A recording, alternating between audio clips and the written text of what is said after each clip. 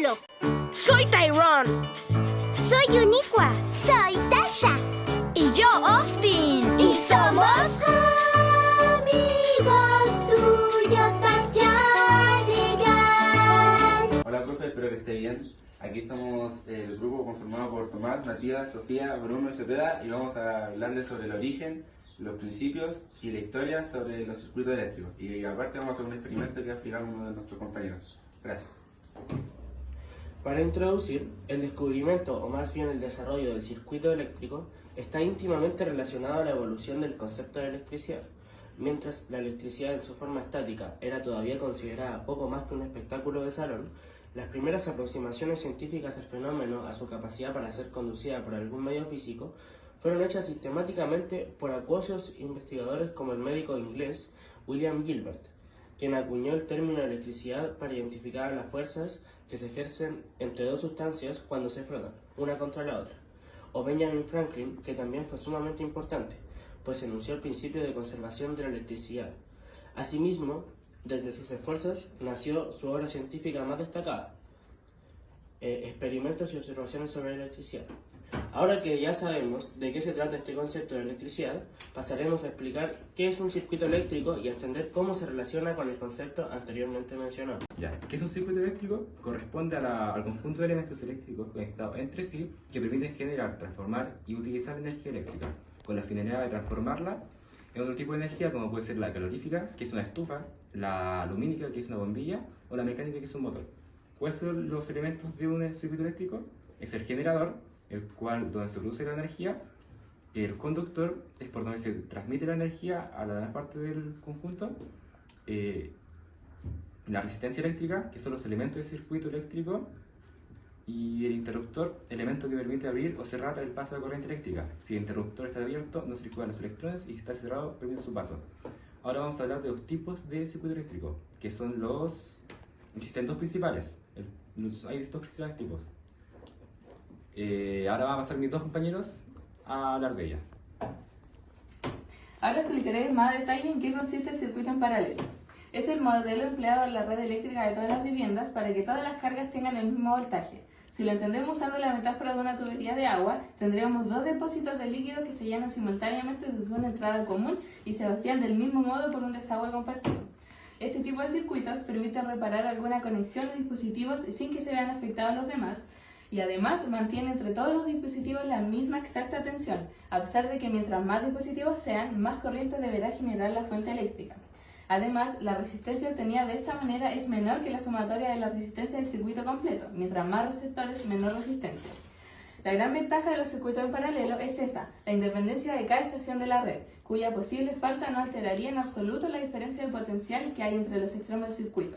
Esta es su principal diferencia del uso con los circuitos en serie, que ahora le voy a dar el paso a mi compañero para que nos explique más detalladamente. Por otro lado, existe el circuito en serie. Se le llama así a un tipo de circuito eléctrico provisto de un único camino para la corriente, que debe alcanzar a todos los bornes o terminales conectados en la red de manera sucesiva.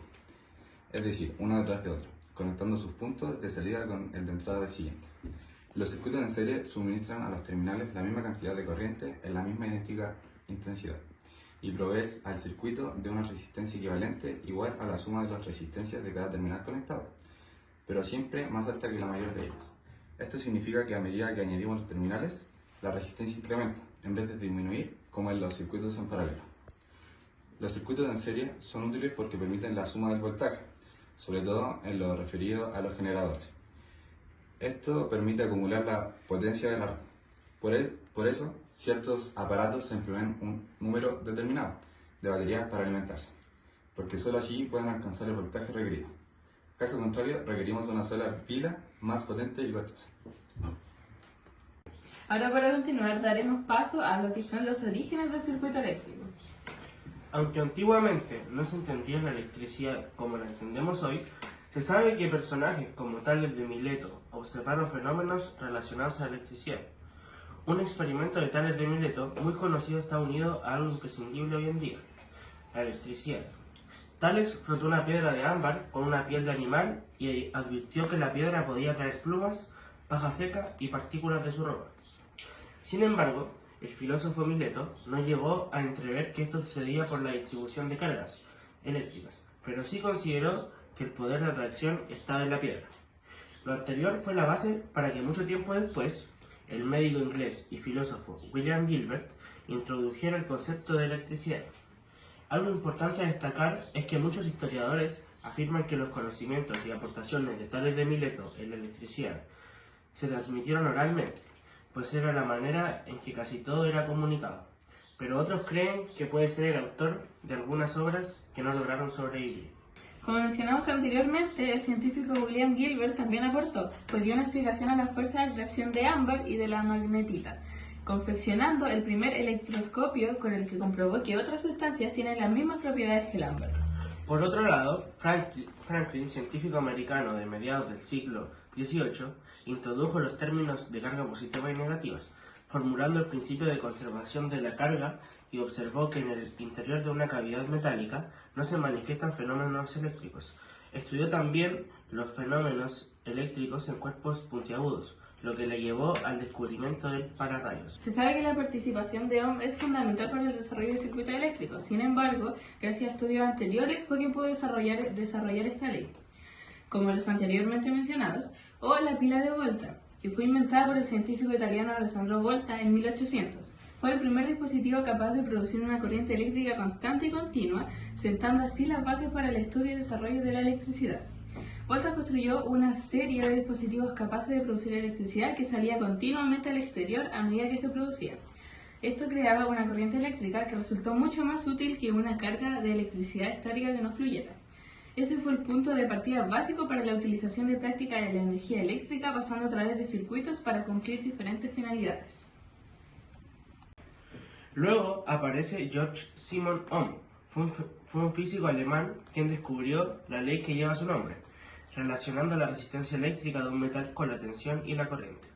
Ohm fue de una familia muy humilde, por lo que tuvo que hacer sacrificios con respecto a sus estudios. Su gran ilusión era quedarse en la universidad como profesor de matemáticas, pero no tuvo oportunidad para ello. Así que después de estar durante unos años dando clases particulares, en 1817 fue trasladado a Colonia para enseñar matemáticas y física en un liceo privado. Sin embargo, esto le terminó disgustando y quiso seguir su sueño para obtener un nombramiento en la universidad. Para esto tenía que presentar algún trabajo importante de investigación. Escogió el nuevo campo de la corriente eléctrica, iniciado por Volta. Debido a su pobreza, tuvo que construirse sus propios equipos de laboratorio, descubriendo en 1827 la ley de Ohm, que desgraciadamente no le sirvió para conseguir el puesto universitario que tanto ansiaba.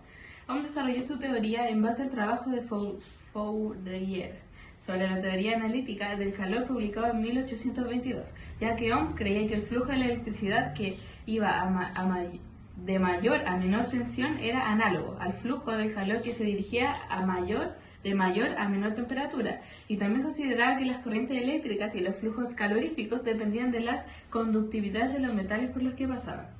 La ley de Ohm es la relación directa que existe entre las tres variables de la corriente eléctrica: voltaje, amperaje y resistencia. Esta ley está expresada en forma de ecuación: V, que es voltaje, igual a R por I, donde V es la tensión eléctrica de los voltios y es la corriente de intensidad en amperios, y R es la resistencia en ohm. Como la ley de Ohm es una ecuación, o sea, de igualdad, significa que podemos mover las variables sin perder la relación entre ellas. También se entiende que la ley Ohm es una ley que no puede ser cambiada, está comprobada y certificada.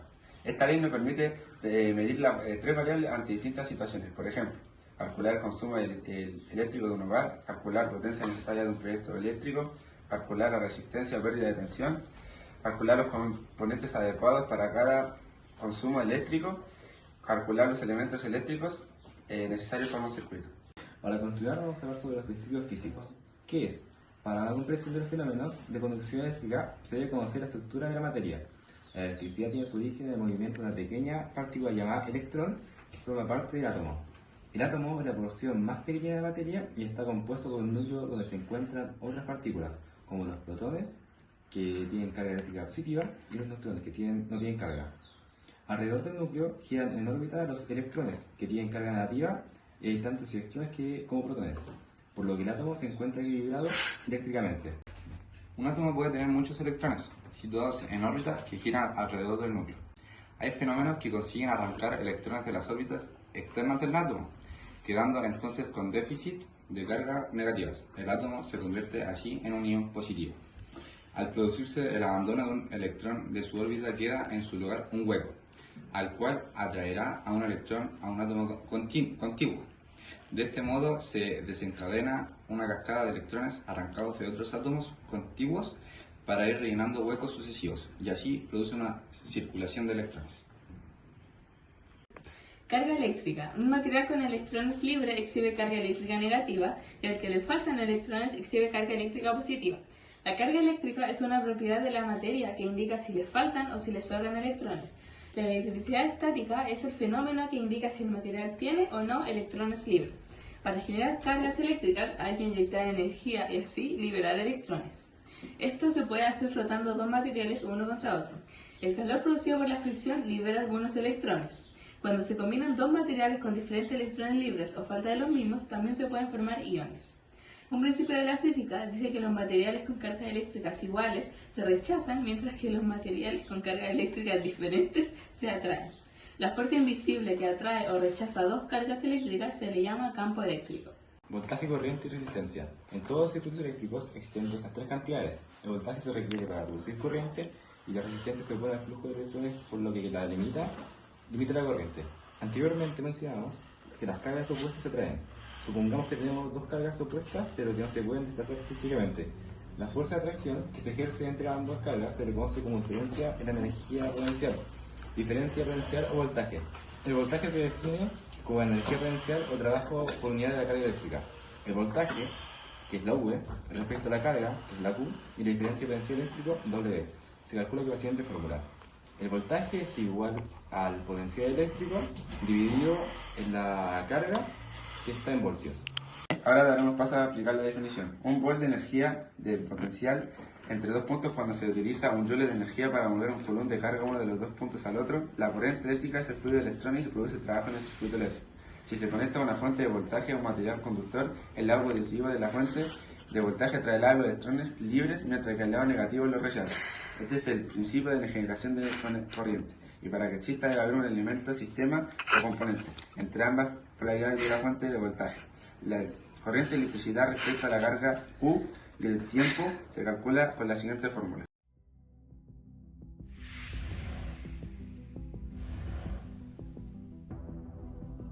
Bueno, profesora, vamos a explicarle las partes de nuestro experimento. Primero tenemos el interruptor, vamos a explicarle dos experimentos.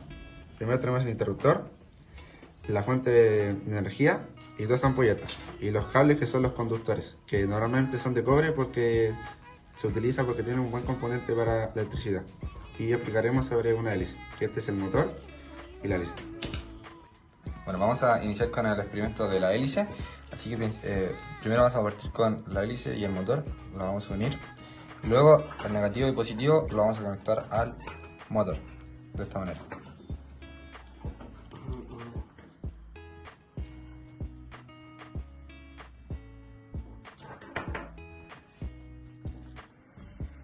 Y así podrá funcionar el motor con la hélice. Un aplauso. Gracias. Bueno, profesora, vamos a explicarles sobre el otro experimento, que es el de la ampolleta. Primero tenemos el interruptor, la fuente de energía y la ampolleta. Primero conectamos la fuente de energía al lado restante del interruptor. Ahí. Y el cable que queda, el lado positivo y negativo, lo conectamos a la ampolleta, así, junto con el otro lado que queda del conductor del interruptor.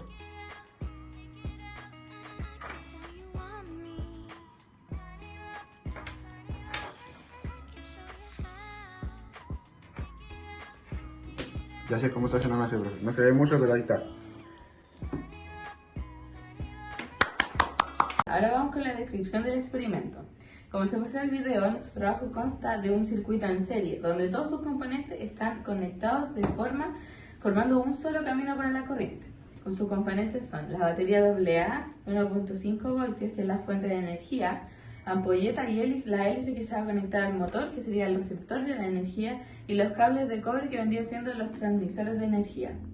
Un circuito eléctrico funciona debido a la diferencia de potencial que crea una fuente de energía, como una batería o un generador.